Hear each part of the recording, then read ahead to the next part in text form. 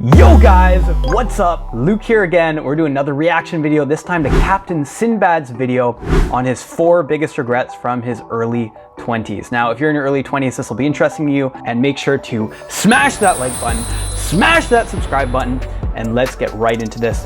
Thank you very much. My early 20s sucked, okay? Terrible. Just bummed Damn. out, sad. Every night I would go to sleep, and as I was trying to fall asleep, the sinking loneliness as if the world was caving in around me would occur. Oh, I was just a shit. guy in LA, very poor, not making a lot of money, overworked, often hungover just because of the lifestyle of being a teacher. It just wasn't a great time. And Wait a second, being a teacher, he drank a lot? Anyway. today I am 28 and things are often just awesome. I feel fantastic. I can just always buy things, not to flex, I can always buy things without thinking about how much it is. It's a much different experience, and I think I could have saved myself a lot of suffering. Yeah, I think that's true. Like, so being able to do stuff and buy things and invest in yourself, and as you learn what you really care about and you can spend money on things that you really care about, that feels much better than kind of not really having opportunities, not having that much money, and the stress that can come with that. A lot of just mental trauma if I would have just pursued things a little differently. If things that I thought were conventional, things that I thought were the right path, I would have just really thought critically. If I actually needed to do what I was doing, if I needed to put myself through this suffering, this conventional path that I was on. And so this video is about 4 things that I regret pursuing in my early 20s that I think if a young guy especially were to apply, your late 20s, your early 30s would go way better. So without further ado, here are the 4 things. Let's go, man. The first is trying to date, trying to attract women. Now, I don't know if this advice is all. First things, the word trying sounds awfully defeatist. Like, oh, I tried, but it didn't work out. What about just attracting women? What about that?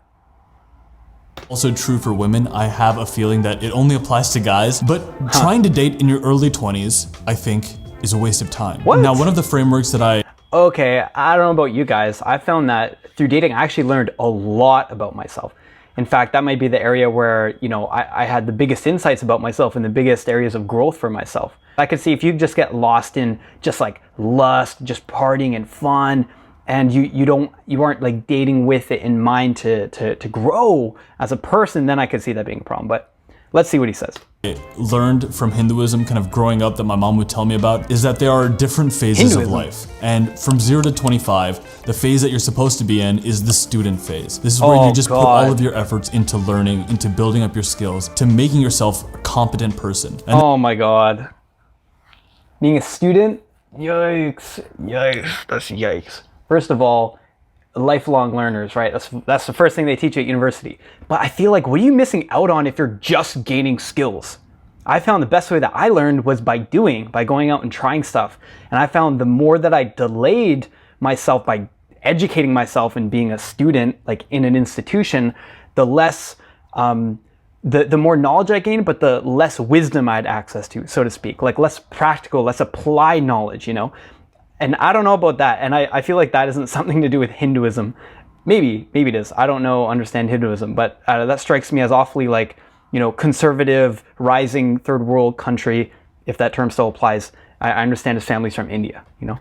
Anyway, let's see what's the second phase. then from 25 to 50, that's the householder stage. Your focus there should be on just making as much money as possible and raising a family. And then 50 to Wow. Wow, okay. The householder phase. Talking about convention, he's like, I hope he's gonna defy these conventions, because just householder, just family, just money, like there's so much. Those are the prime years of creativity of your life, 25 to 50. That's when you're building. That's when you could be changing the world in ways, right? If you have a clear vision and a way that you want to help people, right? Okay. 75 is to really get a little more spiritual, to pull back from making money. By this point, maybe the family. I reversed it. I'm so sorry. I'm so sorry, boys and girls. I did the meditation before I went and created this like crazy household and made a bunch of money. I felt like learning how to be happy before I went and did any or committed to any major like mid or late life project. Because I'm learning to be happy, and the stuff I'm learning about that, it shows me what excites me. It shows me the things I actually want to do. In that sense of purpose is probably going to help me, definitely going to help me create far more than if I was just kind of decided to have a household and build an income after studying, and now I get to apply those skills. It's like, if you learn to be happy, if you do whatever that means for you, if that's meditating, if that means learning more about yourself in different ways, if that means other forms of self-development, that's fucking awesome. I'd say don't wait until you're, what does it say, 70, no, 50 to do it. Don't wait to try to be happy till 50. That's crazy. That's insane. You can do all three of these at the same time, by the way. You can do all three of them at the same time. Okay. You've had the kids are growing up, they might be having kids of their own potentially, or they're entering the householder stage of their life. And the focus from 50 to 75 should be on just becoming a little more spiritual, meditating a little bit more, focusing on your health, chilling out a bit, and in a way, just like preparing yourself for a good death, what the Stoics might call a good death, where you age and die gracefully. And then 75 to 100 is where you're full blown, just like all about your spiritual life. When I was a kid and I'd hear about this, it only somewhat made sense to me. But looking back now, I wish up until even 26, or I genuinely feel that I might still be on the tail end of the student phase of life, I wish I would have put 100% of my effort into just becoming competent, capable, finding out my purpose, finding out how to become like the most useful version of myself, the strongest version. That's interesting, because in some spiritual circles, your first purpose is to be spiritual. are things that are taught in spiritual practices. That's your primary purpose. You know, it seems like putting that off until way later is probably a mistake. In fact, I'd say becoming more spiritual, coming to know yourself better, learning to be happy, being able to be present, being able to understand the nature of your thinking and the nature of your mind and the nature of reality, those things help you gain skills. Those things help you be a competent person. Those things help you build an income. Those things help you live in a household and have a family, right? Because you're less tied to all the these things that are created by ego and thought in the lower realm of the world. If you understand the spiritual words, those things are things that you have to contend with in the world. And if you understand the world better, you can operate in it better. That's basically just what spirituality is about. How to operate in the world better, as my understanding. Of myself, as Elliot Hulse would say back in the day, and not at all attempt to attract women, to date, none of that. In a way, maybe that seems like you're giving up your most useful years to attract women. You're youthful, you're pretty in the face. But I had a heightened experience of this, of being in Los Angeles from 22 to 25. My job was as a teacher, making $20 an hour, working really long hours. You just realize that you're at the bottom of the totem pole for what women find attractive. And I don't have any like deformities in my face. I'm 6 feet tall. I come from like a upper middle class family. I didn't really have anything going strongly against me, I would say, for being able to go on dates and such. But I gotta say, it was just hard. This might just be a virtue of LA being a superficial city and a place where it's hard to connect with someone. But now that I'm in my late 20s, I do generally think it's true that young men are just not as attractive to women and the world at large as a slightly older guy. I mean, there might be some slight truth about that, but who cares? Who cares what the average statistic is about what girls find attractive? Be you, learn about yourself, and then you can find women who resonate with that. If you totally own yourself and you go out there, you will find people that find you attractive, right? And that's the caveat, of course, that you're owning your best self, you're working on yourself. You're not just like your 0 out of 10 version of yourself and just going out there like, I'm horrible and didn't shower today. That's being authentic. Like if you're working on yourself and improving yourself, it's actually, the dating world is great, right? You find people who support you. Like it's not even just about dating exactly. That sounds so like casual and weird. It's like relating with people. It's building networks. It's building connections and being intimate with some of those people, whether that means like deep romantic intimate, or it means like deep like friend, connection, collaborator kind of relationships you can have with the sex that you're not interested in potentially, right? It seems kind of like, I don't know if you had a hard time or something, but yeah. Switch just sort of flipped when I was 26, where when I would go in for a job interview, the person just seemed to like inherently give me more respect. I wasn't a 22-year-old kid going in for a job, just like desperate for a job. I was a little bit older, and then just don't be desperate in your early the guy 20s. who looked at me, the manager who would later become my boss for 2 years, I was just like more attractive and more competent looking to him. And also, suddenly, it's very bizarre, but very true, because even at 26, my life had not changed that much from 24. It just became much easier to get a date. But I'd say like at the tail end of 25 and then 26, it's more easy for you to be attractive to people. And I think young men often get very preoccupied with this phenomenon of, oh, I like this girl, I don't know how to get her, what should I do in this situation? Why try to optimize for something that you're not in the right phase of life for? There's this trope in economics where if a country's really good at making bananas, that country should not put any effort into growing grain. Like, why bother? If you're not as good at making grain, just bananas grow really well in your country, just focus on the frickin' bananas and then sell your bananas to get grain from other countries. So here's the problem with that analogy is, well, how could it be that dating and or at least just improving your social network in your life could actually support your education, could actually support gaining skills, could actually increase your opportunities in life, could actually help you make more money? Good question. A weird metaphor, but that also goes for like the phases of your life. As a young person, you have a lot of energy, you have a lot of time, and you're in a phase of your life where maybe it's hard for you to go on dates and such. So just optimize for learning, optimize for just education and making yourself better, and worry about dating and all that other stuff 25 onwards. That's just my advice, take it for what you will. The second thing that I regret doing was allowing myself to be a struggling artist. Of course, I've said this many times, but my dream ever since I was 7 was to become a working actor in the Hollywood film industry. When I was 7, I got on the stage for the first time in a play called The Little Bell That Could Not Ring. I remember this so vividly because my music teacher at the time was doing auditions for this play. We were all in 2nd grade, and I was just the guy who could say the words, say the lines with a little bit more panache, okay? I had some gravitas to me at 7 years old. I was made for the theater, and so they gave me the role of the conductor in that play. And I loved this feeling of everyone else being a little bell, and I was the conductor. I was born to be an actor, I felt at the time. And through middle school and high school, I would do all the plays. In college, I also got into directing a little bit of theater. And then after college, I decided to move to Los Angeles to do the conventional path of acting. But even then, I had started noticing trends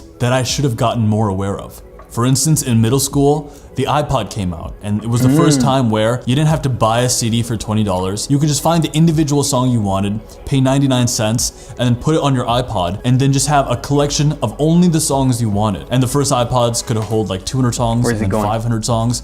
This was a big deal. And right after that invention, of course we all know this, the sales of CDs and records, it started to go down. The same thing happened when Netflix started streaming. Conventional Hollywood and the sales of movies, the box office, it started to go down and keep going down to the point now where audience attendance in movie theaters is at an all-time low. It was at an all-time low even before the pandemic started. Same with newspapers. Companies like the New York Times or the Washington Post would laugh at things like blogs. Like, it's a blog, there's no relevance to this. And now some of the most successful blogs out there are sort of giving newspapers like the Washington Post like a run for their money. The internet was taking over, and this is something that I could have taken note of since late high school, early college, and yet I made the mistake of not being more future-minded, of thinking that I had to pursue the conventional path. Go to LA, pursue Hollywood, pursue something that would later become a bit of a dying industry, where we only make blockbuster movies, movies for China now, and the whole mid-budget drama, the kind of movie projects that I would consider more interesting,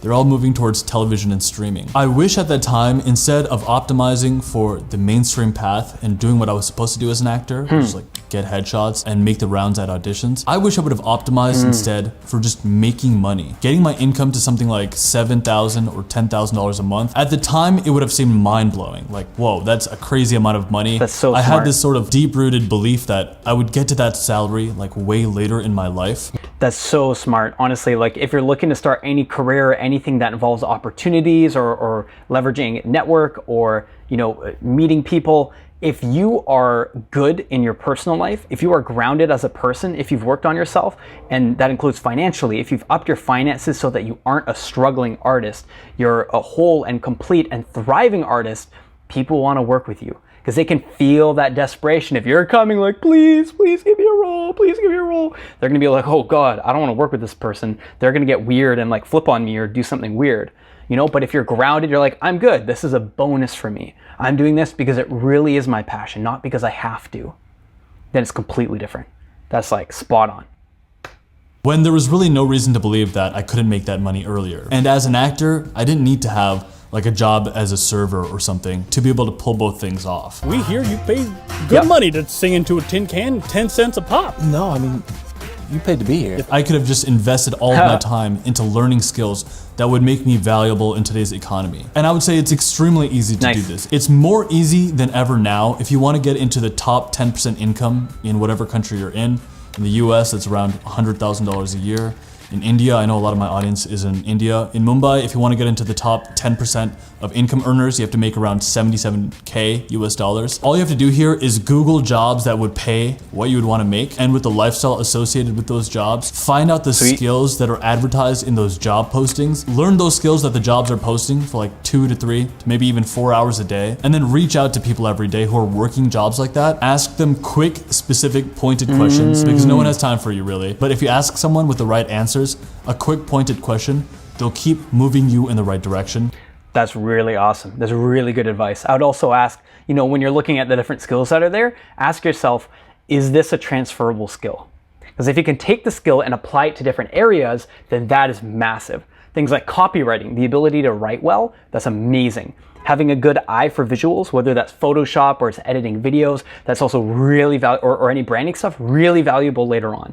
Other things, speaking skills, if you can work on your voice or find anything, I don't know, voice acting is something, or I know like, like DJs have the like, DJ Khaled. There are people on like Etsy and Upwork who actually sell those audio things. Working on your voice is another skill. Any transferable skills that you can do will go much further than random unrelated skills. Like he showed software development. That's great, but that's a very niche and narrow skill. You learn software development to be a software developer. But if you learn to write, you can do so much with that, right? All right. And I do generally think that anyone with a decent education and a willingness to learn skills online could make it into the top 10%, top 15% for sure of their country's income, just by learning skills online. Now, one of the things that could potentially help you with being more future-minded and with your finances is creating a budget and creating an investing plan. But the world of investing can be intimidating to jump into, and that's where the sponsor of today's video, Acorns, comes in. Acorns is a financial wellness app that makes... So when it comes to investing and stuff like that, you want to invest your money into the highest return thing as much as you can early on, and fucking empty your bank account. Like just constantly hit the thing that'll give you the highest return early on.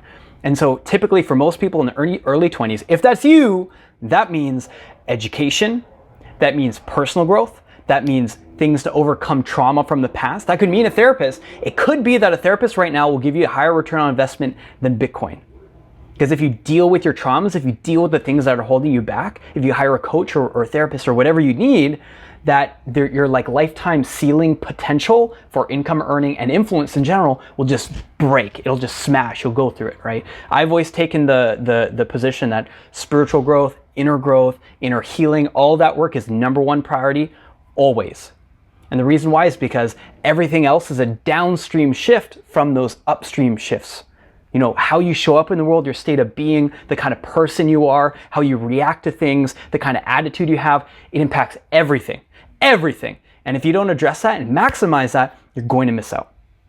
Okay, let's skip this ad. Sponsorships aren't a very effective way of monetizing for YouTube. It's better to do high-ticket coaching or something that's in many ways is more real than our real life. I'm pretty much always connected to the internet. It's why one of the best investments I've made recently is this like superior desk setup. I just made a video about that. But having an online portfolio for your work is a must today. It doesn't matter if you're an employee or an employer, or you have a business, or you're a freelancer, or even if you're just an investor, you're at that stage of your life. Why not have a brand? Why not have a digital presence where you market your skills, your interests, your products, your services? In today's economy, you're either selling your skills and talents as a freelancer, as an employee, or you're selling a product. That's how we're all making money. And even when I'm exercising or doing the dishes, I'm still connected online. I'm probably listening to Joe Rogan, or Lex Friedman, or Andrew Schultz. We all live on the internet so much that it makes no sense to not have a good digital presence. You can just use a platform like LinkedIn to share what you're working on, to write blog posts. On Instagram, you could be sharing photos that are really well manicured of things you're interested in, or providing valuable information. There's a great quote by Naval Ravikant which says that everyone should either be writing blog posts or putting up pictures. We should all be doing something where we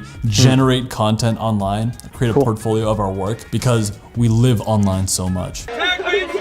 My college degree, on the other hand, in chemistry, enormous waste of time. Legitimately, everything that I've learned useful at college, I could have learned in probably 6 weeks. The only thing I really learned how to do was write well. All the other stuff I learned about chemistry, entropy, religious studies, it was all largely useless. Sometimes people are afraid to acknowledge like the sunk cost of their life. And I think that's a mistake in itself. I believe not everything happens for a reason, okay? Maybe you just overslept and fucked up a bit of your life. And the sooner you acknowledge that there was time wasted, the sooner you can move on and take the remaining amount of the time you have on this earth and spend it well. Point number four, my fourth regret is not spending more time with my parents consciously, which is a weird thing to say because I spent a lot of time with my parents over the years. I'm an only child, so I've always been pretty close and connected with them, and there's a trope about only children where they spend a lot of time with older people in general, but a lot of the time spent with my parents was not that conscious. Like, we'd be living in the same house, but we'd all be in different rooms, not really having conversations with each other. We'd all be like up to our own things largely. Of course, there were the years in college and then the years after college from 22 to 25 where I was away from my parents, like 7 years not living with them. So I just called them up, but there's not much to talk about really.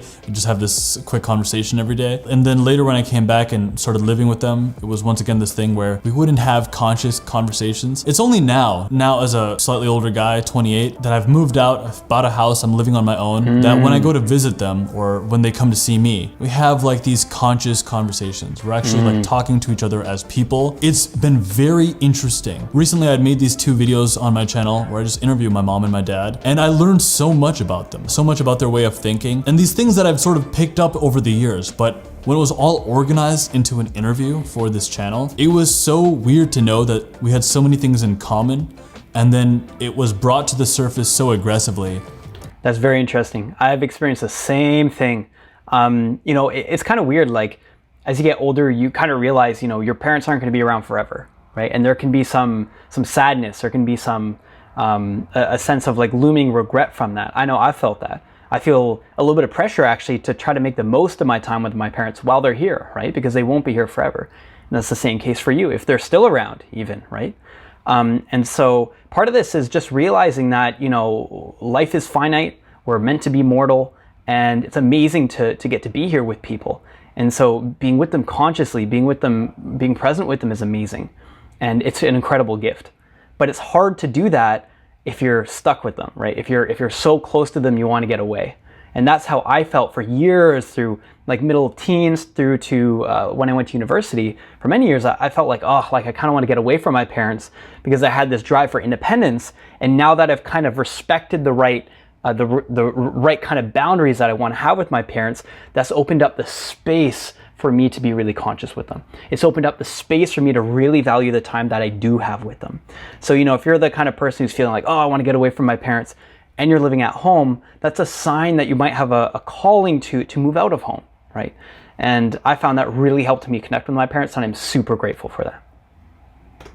About the things that were different. It's been a very strange thing to have an adult relationship with my parents, now where I'm also creating boundaries with them where I don't let them tell me what to do. This also comes with the money thing, where if you get your finances sorted or you show any level of financial competence in your life, it gives you this mental freedom to not listen to other people. You just trust yourself a bit more because you're just saying, I'm gonna do what I'm gonna do regardless of the thoughts you have about me. But we have a ton of relationships over the course of our life. We have friends that come and go, maybe romantic partners who come and go or develop and become fully formed. But in my life at least, the one source, the one relationship that has been always there and in a way always incredibly reliable are my parents. I know not everyone can say that, but I didn't really acknowledge how interesting and powerful of a thing it is. That I can basically always count on my parents. No matter even if we've just been in a fight or something, or we had a disagreement, I can basically always count on them to be there. That's cool. If stuff hits the fan. But now I don't want my relationships with my parents to be non-conscious, just that we're in the same room and we're not really talking. Now that I live away from them, I want those engagements to be meaningful. I want it to be an actual hang, a conversation. I want to make better efforts to just get lunch with my dad and share what I'm working on with him and hear his feedback. Even if he says, I think that's a bad idea, or maybe he'll have some ideas about it. These people are a rich source of friendship potentially as an adult and communication as you get older, and you know, they're not going to be around forever. So if you make an attempt to change the relationship, be your own person, seek out competence, but also keep that conversation going with them, it could be a source of great fulfillment and self-realization as you get older. You'll be glad that you made the most of your time with them. And those are my 4 regrets from my early 20s. If you're new to this channel, my name is Nick Hill. This channel is a combination between comedy sketches, filmmaking, and more genuine videos like this one with topics in mind for the creative entrepreneur. If that appeals to you, consider subscribing. I also have a course on how to get your first 100,000 subscribers on YouTube using your own voice. Oh, really? If that's something that you're interested in, you can check it out in the description box as well. It's only 15 bucks on Teachable. But with that being said, for those of us who are willing to be future-minded, chase expertise and skills as opposed to degrees, to potentially not date if we're not in that phase of our life, or at the very least, seek out competence before we seek out romance. And lastly, to nurture the right relationships, maybe a relationship with your... What about the competence of romance? I didn't even think of that. Because later on, if you want to enter deep relationships, I found it took me years of being in relationships where there were problems, where stuff came up that taught me about myself before I was in a position to enter like a very serious relationship. In fact, that was just recently. And it's been like 5 years since I've been single and learning about myself and dating and getting experience and seeing and understanding people and learning about myself. So that's interesting. Parents, consciously, to us I say greatness is coming. See you guys in the next one. That's a great video. Thank you, Captain Sinbad. So if you have any thoughts, I'd love to hear your comments below. I love engaging with you guys. I will reply to your comments unless this is way in the future and my channel has exploded, in which case that's awesome. But otherwise, hey, maybe I'll come back someday. I don't know. Anyway, like, comment, subscribe. You know how it goes. I'll be back with another one. Again, thank you very much for watching this. And I hope that this helps you, you get insight and you reflect, and that your life just gets slightly a little bit better. So thank you.